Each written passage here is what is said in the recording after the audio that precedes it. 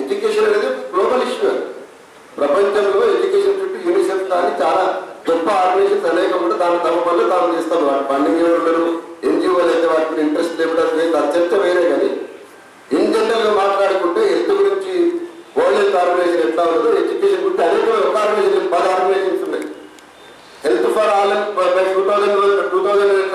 సంవత్సరాల నాటికి ప్రపంచంలో అందరికీ ఆరోగ్యం అని ఎట్లా అయితే ఒక గైడ్ లైన్ పెట్టుకుని అల్మాటా డిక్లరేషన్ ఉందో, ఎడ్యుకేషన్ ఫర్ ఆల్ అని కూడా ఒక డిక్లరేషన్ ఉంది.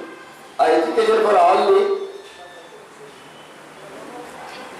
థింక్ గ్లోబల్లీ యాక్ట్ లోకల్లీ అన్నట్టుగా స్థానికంగా ఉన్న గ్రామ స్థాయిలో ఉన్నటువంటి విద్యార్థులు ఎట్లా ప్రోత్సహించి ప్రాథమిక స్కూల్కి ఎట్లా తీసుకొని పోతాము, అంగన్వాడీ కాన్సెప్ట్ డెవలప్మెంట్ మొదలు పెడితే టెక్నాలజీ హబ్స్ నుంచి పెద్ద పెద్ద యూనివర్సిటీ నుంచి దాకా ఒక రూట్ మ్యాప్ ఉన్నది.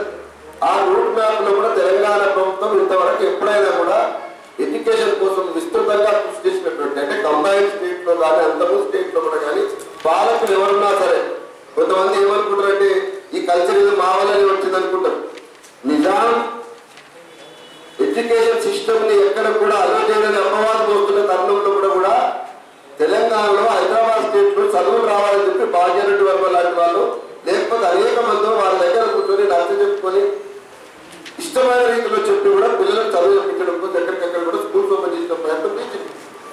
అదేవిధంగా పాలకులు ఎవరైనా వాళ్ళకి ఏ వ్యతిరేకతలున్నా ఏ అభిప్రాయాలున్నా చదువు నేర్పించడం మన బాధ్యత అనుకున్నారు. కాబట్టి అనేక మంది కూడా ఎడ్యుకేషన్ లో కూడా గత స్టేట్ లో కూడా ప్రయత్నం చేసింది.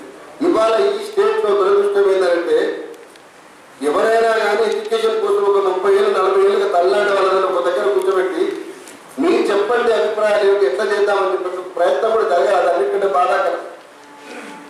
యూనివర్సిటీలు ఎక్కడుంటే యూనివర్సిటీకి ఎట్లా ఎప్పుడు పోవాలని గుర్తు రాలే.